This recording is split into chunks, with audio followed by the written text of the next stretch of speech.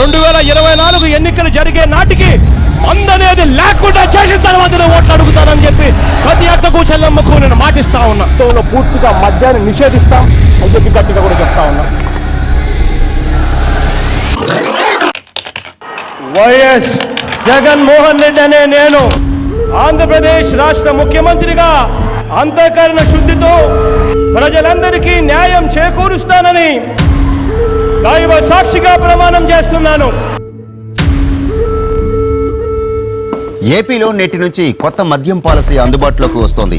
ఇకపై ప్రభుత్వమే మద్యం దుకాణాలను నడపనుంది. Inputs for picking up. Andhra Pradesh government has also now decided to increase alcohol prices by 50%. అత్యధికంగా మద్యం ధరల్ని షాక్ కొట్టేలా నిర్ణయించి మద్యాన్ని నియంత్రిస్తూ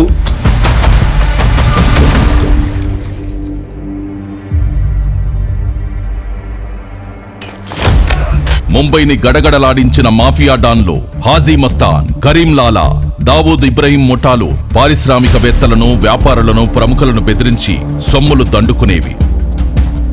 సరిగ్గా అలాంటి లక్షణాలే గంపగుత్తగా పుణికిపుచ్చుకున్న అతి ప్రమాదకరమైన ముఠానే గత వైకాపా ప్రభుత్వంలో మద్యం మాఫియా ముఠా. 2019 ఎన్నికల మేనిఫెస్టోలో జగన్ సంపూర్ణ మద్యపాన నిషేధం చేస్తానని అక్కా చెల్లెమ్మలను మభ్యపెట్టి వాళ్ల ఓట్లు దండుకొని అధికారంలోకి వచ్చిన జగన్ ఇచ్చిన వాగ్దానాన్ని తుంగలో తొక్కి తమ వ్యక్తిగత స్వార్థం కోసం ఏకంగా రాష్ట్ర మద్యం పాలసీని మార్చేశాడు. మద్యాన్ని నియంత్రించి కుటుంబాల్లో ఆనందాన్ని నింపే విధంగా కూడా మద్యాన్ని నియంత్రిస్తూ అక్క చెల్లెమ్మలకు తోడుగా ఉండే ప్రయత్నం చేస్తా ఉన్న ప్రభుత్వం కూడా మనదే అని చెప్పి. తాగి ఇట్లయింది, అంతా కల్తీ మందు తాగి ఇట్లయింది అని చెప్పినారు. జగన్మోహన్ రెడ్డి అనంతపూర్లో చూపించింటే అట్లా చెప్పినాడు. మా ఆయన చనిపోయే సంవత్సరం అవుతాను సార్. ఎట్లా చనిపోయినాడంటే ఏం చెప్పుకోవాలా నేను. కల్తీ కాకపోతే పేగులు ఎందుకు బొగ్గు మాట్లాడండి. హాస్పిటల్ పిలిచిపోయినా కానీ ఇట్లే లివర్లు దెబ్బతిన్నాయి, కల్తీ మందు తాగినారు మీరు అని చెప్పినారు. తండ్రి ఇట్లా అయిపోయా, ఇంకా మా బతికేం రాని, ఇంకేం కూలి వస్తే సంసారం, లేకపోతే లేదు. అది తాగిన వల్లే అట్లా.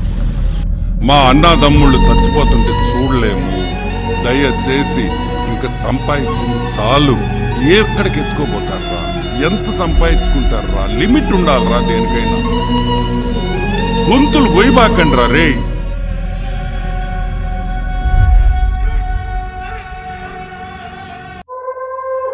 నీచమైన నాణ్యత లేని కల్తీ మద్యాన్ని జనానికి అమ్మి వాళ్ల ఆరోగ్యంతో చెలగాటమాడి వేల కోట్లు దోచుకున్నాడు.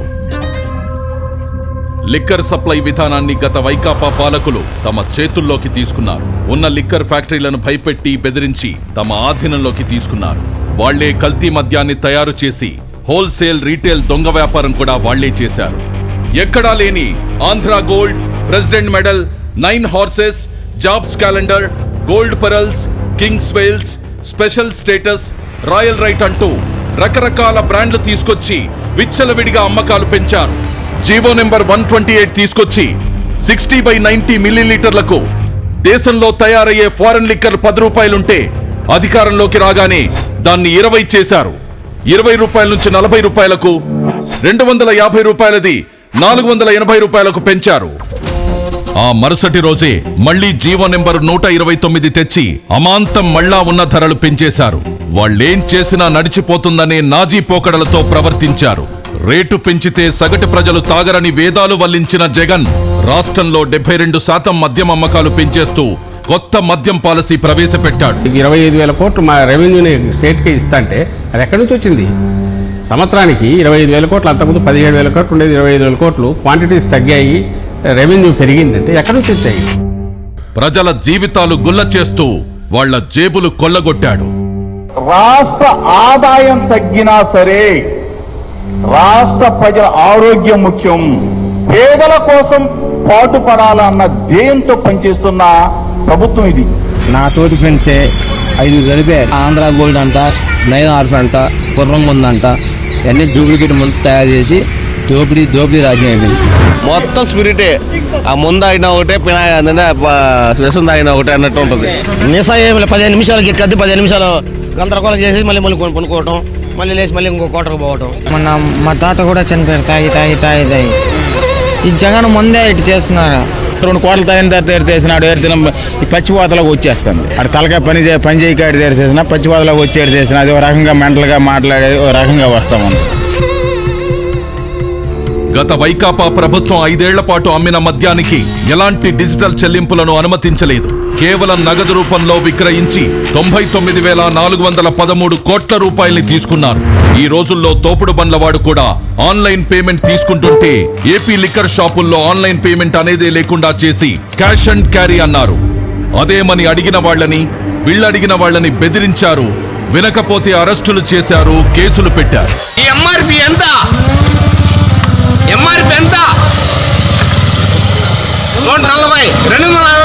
నిన్నేంటండి నిన్న చిత్తూరు జిల్లాలో శ్రీ ప్రతాప్ మద్యం రేట్లు ఎట్లా పెట్టాడు ముఖ్యమంత్రి గారు, ఎందుకు ఇలా అందరూ ఉసురు పోసుకుంటున్నాడు ముఖ్యమంత్రి గారిని అంటే, వాడిని ఇష్టం వచ్చినట్లుగా కొట్టి, వాడిని అవమానించి, వాడిని ఇచ్చేసి, వాడిని కుటుంబాన్ని ఇచ్చి వెంటాడి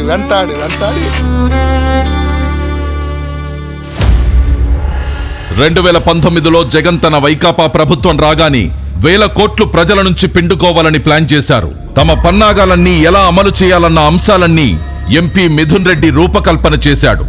అతడే ఈ స్కామ్ కి మొత్తం రింగ్ మాస్టర్ గా వ్యవహరించాడు. అప్పటి బెవరేజెస్ కార్పొరేషన్ లో అసిస్టెంట్ కమిషనర్ గా ఉన్న సత్యప్రసాద్ ని ఈ కుట్రకి పావుగా వాడుకున్నారు. ముడుపుల దందాపై చర్చించేందుకు సత్యప్రసాద్ ని 2019 అక్టోబర్ 10న తమ నివాసానికి పిలిపించుకొని మద్యం సిండికేట్ కోసం తమకు అనుకూలంగా పనిచేయాలని ఆదేశించారు. ప్రతిఫలంగా ఆయనకు 2023లో IAS పదోన్నతి ఇస్తామని ఆశ చూపించారు. దానికి లొంగిపోయిన సత్యప్రసాద్ రెండో మీటింగ్ కి గాను 13/10/2019న డిస్టిలరీస్ నుంచి నెలసరి ముడుపులు ఎలా వసూలు చేయాలి అన్న అంశాలపై కీలక చర్చ జరిగింది. మద్యం అమ్మకాల బేస్ ధరపై కనీసం 12% కమిషన్ వసూలు చేయాలని ఎంపీ మిథున్ రెడ్డి ప్రతిపాదించాడు. తన ప్లాన్ పక్కాగా అమలు చేసేందుకు సత్యప్రసాద్, వాసుదేవరెడ్డిలకు కొన్ని మార్గదర్శకాలిచ్చారు. మద్యం అమ్మకాలకు సంబంధించి 2019కి ముందు టీడీపీ ప్రభుత్వం అమలు చేసిన ఆటోమేటిక్ విధానం తీసేయాలని, ఆ స్థానంలో మాన్యువల్ కంపెనీ విధానం తీసుకురావాలని సూచించారు. 2019వ సంవత్సరం రెండో అర్ధభాగంలో డిస్టిలరీల యాజమాన్యాలతో హైదరాబాద్ పార్క్ హయత్ హోటల్లో మద్యం కుంభకోణం రూపకర్తల్లో SPY డిస్టిలరీస్ పూర్వ డైరెక్టర్ అయిన సజ్జల శ్రీధర్ రెడ్డి ఈ సమావేశాన్ని ఏర్పాటు చేశారు. తమ ప్లాన్ కు సహకరించకపోతే మద్యం సరఫరా ఆర్డర్లు ఇవ్వబోమని బెదిరించారు. వ్యాపారం కోల్పోతామన్న భయంతో డిస్టిలరీల యజమానులు మద్యం కనీస ధరపై 12% చొప్పున ముడుపులు చెల్లించేందుకు అంగీకరించారు. కానీ లిక్కర్ సిండికేట్ దాన్ని కొన్ని రోజుల్లోనే 20% పెంచేసింది. వసూలు చేసిన ముడుపును మొదట మద్యం పాలసీ మార్చడంలోనూ కీలక పాత్ర వహించిన రాజ్ కేసిరెడ్డి కందేవి. వాటిని అతని నుండి మిథున్ రెడ్డి, భారతీ సిమెంట్ డైరెక్టర్ జగన్ సతీమణి భారతి తరపున ఆర్థిక వ్యవహారాలు చూసే గోవిందప్ప బాలాజీకి అందజేసేవారు.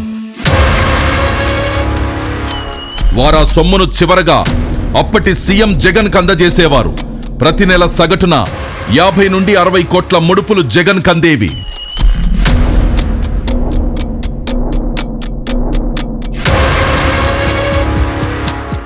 మద్యం విధానం ముసుగులో భారీగా దోచుకునేందుకు ఇమిటేషన్ బ్రాండ్ల విధానాన్ని పాటించింది. జాతీయంగా అంతర్జాతీయంగా ప్రాచుర్యం పొందిన బ్రాండ్లనన్నిటినీ రాష్ట్రం నుండి తరిమేసిన ఈ ముఠా అచ్చం అవే పేర్లను తలపించేలా 1-2 అక్షరాలు పదాలు మార్చి పెద్ద ఎత్తున ఇమిటేషన్ బ్రాండ్లు తీసుకొచ్చింది. దొంగలు కలిసి ఊళ్లు పంచుకున్నట్టుగా వాటికేకంగా 30 నుండి 150% మేర మూలధర పెంచేసి ఈ ముఠా సభ్యులు దోచుకున్నారు. అవే అసలైన నాణ్యమైన బ్రాండ్లు అనేలా ప్రజల్ని మభ్యపెట్టి ప్రభుత్వ దుకాణాల్లో విక్రయించారు. దాదాపుగా 1,50,000 టెస్టులు కూడా డిపార్ట్మెంట్ కూడా చేసింది. తీసుకునేటప్పుడు కూడా బ్రాండ్ పేరు ఏది అన్నది ప్రధానం కానే కాదు అధ్యక్ష. అక్కడ నుంచి ప్రోడక్ట్ వస్తా ఉందా లేదా అన్నదే ముఖ్యం. కానీ ఆ ప్రోడక్ట్కు పవర్ స్టార్ 99 పెడతాడా, లెజెండ్ 99,999 పెడతాడా, లేకపోతే బూమ్ అని పెడతాడా? నేను ఇదివరకు గవర్నమెంట్ వైన్ షాప్లో సేల్స్ మెన్గా చేశాను. ఇదివరకు గవర్నమెంట్ జాబ్ అంటే వాళ్ళు ఏది పంపించినా అది అమ్మాల్సిందే మేము ఖచ్చితంగా. ఆ బ్రాండే అసలుకి ఫేక్ మన స్టేట్లో. ఇది స్పిరిట్ మొత్తం. దేని మీద ఏ బాటిల్ అని చూడండి, spirit, spirit, grain whisky spirit, అలా స్పిరిట్స్ రాసి ఉంటుంది. అదేంటంటే బాగా డేంజరస్ అనమాట. ఒక 4 రోజుల తర్వాత ఆయన కనపడ్డగా అదేమంటే చనిపోయాడు, లివర్లు కొట్టేసినాయి అంటారు. మాకు బాధ వేసింది అప్పుడప్పుడు. మేము వాళ్ళ ఇంట్లో వాళ్ళతో కూడా ఫేస్ చేసాం ఒకసారి. వాళ్ళ ఇంటి మొత్తం వచ్చి మా షాపు కూడా వచ్చి గోల చేసేవాళ్ళు. మీ వాళ్ళే మీరు అమ్మడం వల్ల తెచ్చిపోతున్నారు అది. ఆ ముందు వల్ల మాకు అసలు గుండెలో నొప్పని, పక్కతో నొప్పని, తాయిని కానిచ్చి అక్కడ 3 తొలిచిన వాళ్ళు పడిపోవడం అట్ట అయిపోవడమే. కానీ దానివల్ల మాకు అసలు ఏమీ చేయలేదు. అవి తాగితే పైకి ఇట్లా కొనుక్కుంటే చుక్కలు గిర్రని తిరుగుతూనే ఉండేవి. ఫ్రెండ్స్ కూడా 25 years 26 years ఉండిద్ది. తాగంగానే ఆ అబ్బాయికి పక్షవాతం లాగా వచ్చింది. 26 years కంటే ఎవరికి పక్షవాతం కుర్రాళ్ళకి రావు. అలాంటిది ఎంత కల్తీ అయిందో మద్యం మీరు ఒకసారి ఆలోచించుకోండి. అయితే 2019, 2020 మధ్యలో తాగిన మందు వల్ల మా జీవితం సర్వనాశనం అయిపోయింది. చేతులు బలహీనత, లివర్ తేడా వచ్చేసింది. మా ఆరోగ్యం ఆడుకున్నారండి. మందు సమాజంలో బాగాలేదు. మా పేరు కుర్రాయి చాలా మంది చచ్చిపోయారు. అది చెడ్డు మందు అమ్ముతున్నాడు, ప్రజలంతా చచ్చిపోతారు అలా ఇంకా అట్లా అనుకుంటారు కదన్నా. చచ్చిపోయినారు, ఇట్లా మందు తాగినారని అట్లా సార్ తాగేసాక అట్లాంటివన్నీ మళ్ళీ ఇంటికి వచ్చి నాతో కానీ చెప్తాండే. నా కొడుకు ఇట్లా చెడ్డ మందులు అమ్ముతున్నాడు, బతుకురు శనాలు చచ్చిపోతాము అది ఇదని అని చెప్తాండే. మళ్ళీ అట్లా అన్నీ తెలిసినవి ఏంటి దాకా కానీ మళ్ళీ నాకు ఇచ్చి పట్టిందమ్మా, చెప్తామా బతుకుతామా, అది లేకుంటే బతకలేమా అనేది. అసలు బ్రాండ్ల కంటే ఈ అనుకరణ బ్రాండ్లకు అధిక మూలధరలు ఖరారు చేసి ప్రభుత్వ ఖజానాను కొల్లగొట్టారు. ఇలా కొల్లగొట్టిన సొత్తంతా రోజు కూలీలు, పేదలు, సామాన్యులు, మధ్యతరగతి కష్టార్జితమే. ఈ పెద్ద మనిషికి బేసిక్లీ అధ్యక్ష ఆంధ్ర రాష్ట్రానికి లిక్కర్ ద్వారా ఎటువంటి డబ్బులు రాకూడదు. ఈ డబ్బులు వచ్చినాయి అని అంటే అక్క చెల్లెమ్మలకు జగన్ మంచి చేస్తాడు, ఆ అక్క చెల్లెమ్మలకు మంచి జరగకూడదు.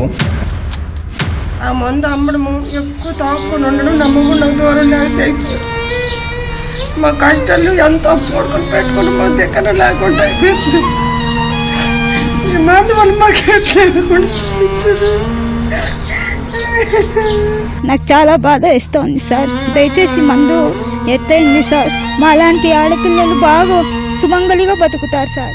ఇంతే సార్ మేము చెప్పగలిగినది. జనాల్ని చంపకు తినేస్తున్నాడు, హాస్పిటల్ పాలు చేస్తున్నాడు. వేరే ఏం చేసింది ఏం లేదు, వాళ్ళ ఉపయోగం ఏమీ లే. ఉన్న జనాలంతా రాలిపోతున్నారు. ఇంకా నాకన్నా చిన్న వయసు మా అన్నదమ్ముల్లో పాప ఇంకో పాప అని ఉంది. చాలా మంది ఇట్లా చిన్న వయసులే, పెద్దోళ్ళన్నా కాదు. కలిసి మందు వాళ్ళు చచ్చిపోయినారు సార్. మేము ఏం చెప్తాం, మా మాట చెప్పినా కానీ ఇంలే.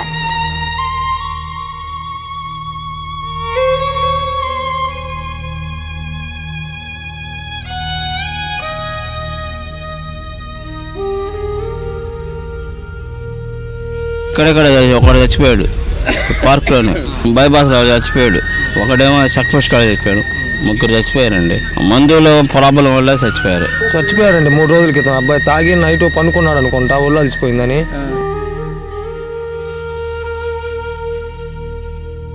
నాసిరకం మద్యాన్ని ఏరులా పారించి ప్రజల ప్రాణాలను హరించడమే గాక ఆ దోపిడి డబ్బును దాచుకోవడానికి, డిస్టలరీల నుండి ముడుపులు దండుకోవడానికి బంగారాన్ని సాధనంగా చేసుకున్నారు. డిస్టలరీల మద్యం సరఫరాదారుల నుండి 400 నుండి 1000 కోట్ల విలువైన బంగారాన్ని ముడుపులుగా తీసుకున్నారని ఒక అంచనా. బంగారం వ్యాపారులకు కమిషన్లు చెల్లించి వారి ద్వారా ముడుపుల డబ్బును మద్యం మాఫియా ముఠాకి చేరవేశారు. చివరికి ఆ బంగారం డబ్బు అంతిమ లబ్ధిదారుడైన జగన్ ప్యాలెస్ కి చేరేవి. మద్యం కుంభకోణం నిందితులతో కలిసి రాజకీయ వ్యవస్థను నేరమయం చేశారు. మద్యం ముడుపుల సొమ్ముతో కొంత మొత్తాన్ని 200 నుండి 300 కోట్లను గత సార్వత్రిక ఎన్నికల్లో ఖర్చుల కోసం వైకాపా అభ్యర్థులకు పంపిణీ చేశారు. ఆ పార్టీ నేత జగన్కు అత్యంత సన్నిహితుడైన చెవిరెడ్డి భాస్కర్ రెడ్డి ద్వారా ప్రకాశం, చిత్తూరు, నెల్లూరు జిల్లాల్లోని అభ్యర్థులకు ఈ డబ్బును చేరవేశారు. అలా మరికొంత సొమ్మును సీఎం జగన్ నిర్వహించిన సిద్ధం సభలకు ఖర్చు చేసేవారు.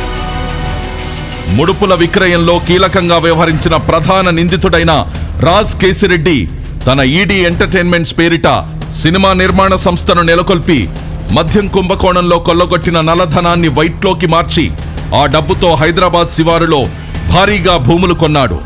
ఇంకా వ్యాపారాలు పరిశ్రమల్లో పెట్టుబడులు పెట్టి వైకాపా మన్ననలు పొందాడు.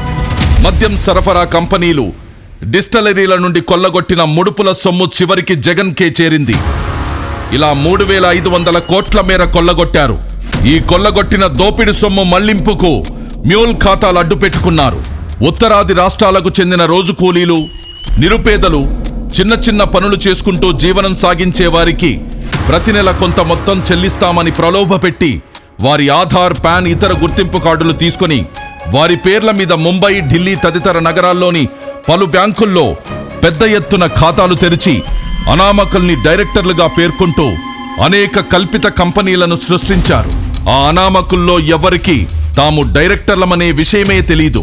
రోజంతా కష్టపడినా పూట గడవడమే కష్టమైన వారు వీళ్లంతా.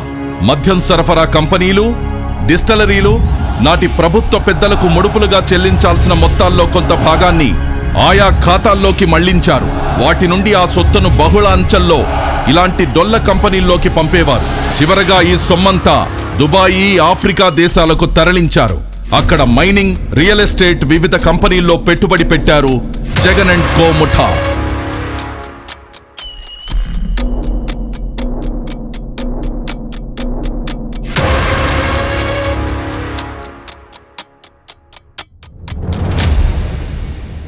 నరాలు నిర్వీర్యమై జనం వణికిపోని, కలుషితం తాగి కాలేయం కుళ్ళిపోని, మూత్రపిండాలు మలినమై కృంగిపోని, జవసత్వాలిడిగి కడకు మనిషే మట్టిలో కలిసిపోని.